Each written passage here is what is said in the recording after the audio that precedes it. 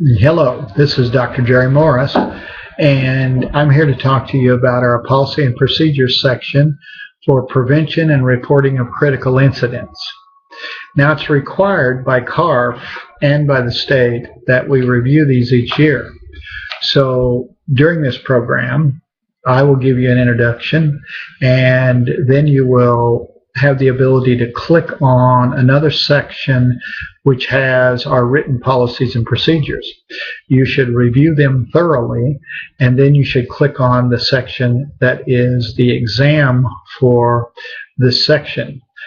Your instructions are to follow this process to the point that you can complete the exam with a 70% or above score, and then you will print out your exam page and take it and turn it into human resources to go into your. Now, CMHC staff, upon hire and annually, will receive training in the health and safety practices of the company in our policies and procedures. You will notice that during periods of violence or insecurity, we consider any threats of assault toward staff or patients a serious matter to be reported to the police for public action.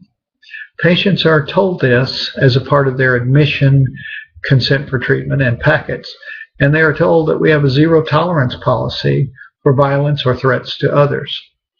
This includes sexual violence or sexual threats. It's our policy also that staff will always be screening for contraband, weapons, illicit drugs, or things that might be a danger to either a patient or others in the program or staff. It is our policy that any staff that is threatened, witnesses threats or assault, file a complaint with the police department. This is part of their job duties.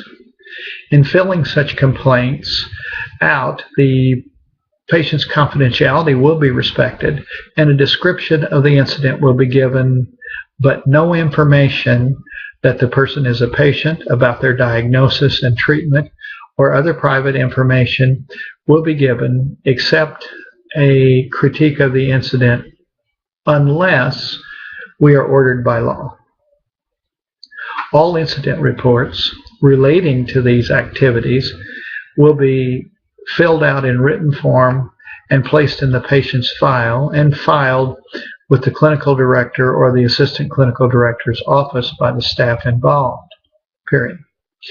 Senior staff are responsible to make the determination to contact the clinical director when there is time in regard to harm or danger to others, and get the clinical director's review and approval for the action of calling the police.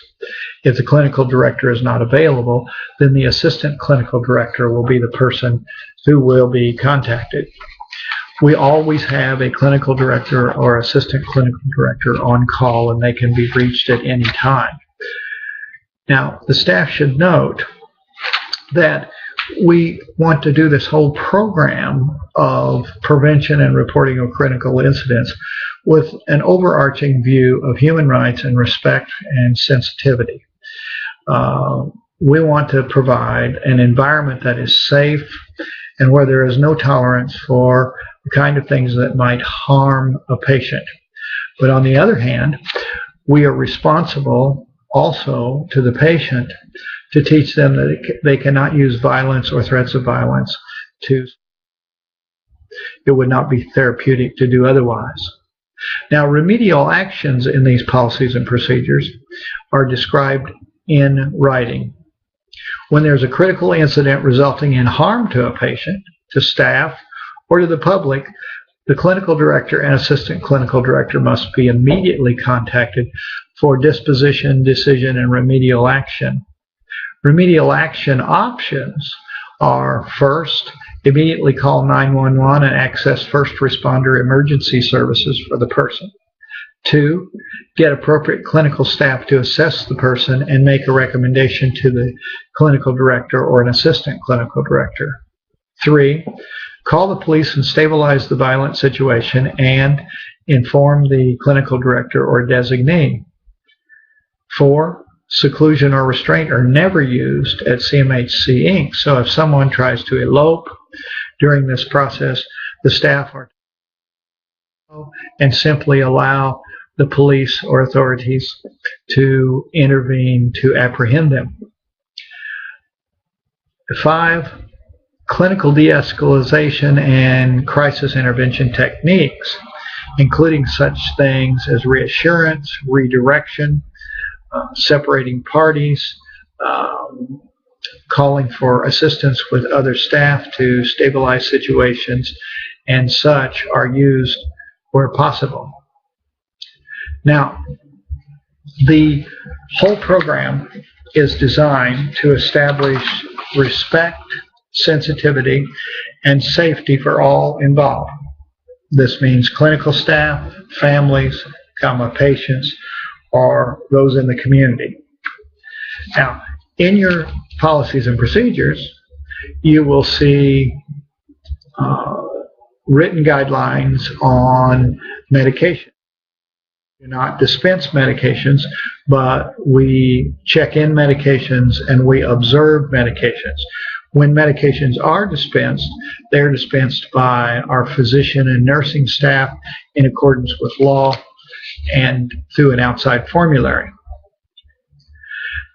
When it becomes apparent that an individual has been exposed or contracted disease at CMHC that could have been prevented, this constitutes an incident and triggers procedures for critical incident analysis and filing of critical incident report.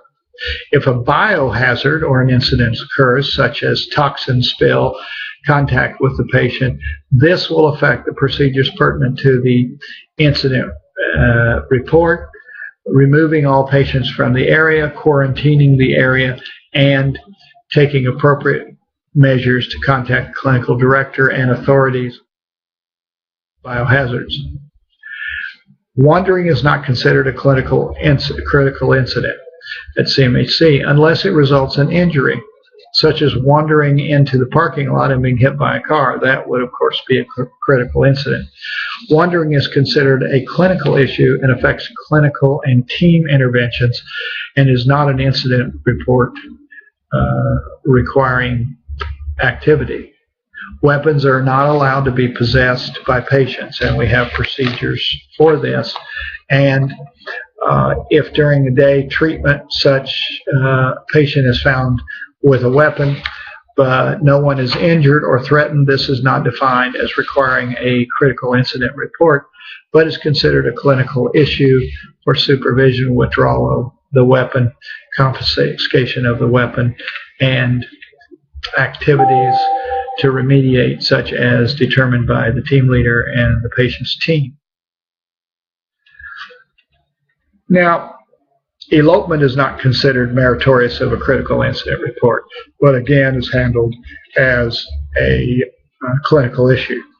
A suicide attempt is a critical incident and triggers the incident report procedures. Any sexual assault is defined as inappropriate touching of genitals or breasts or attempts to kiss, hold for sexual purposes, or threats of doing so are considered sexual assaults and trigger critical incident reports. I hope that this helps you with a starting orientation to our policies and procedures on critical incidents.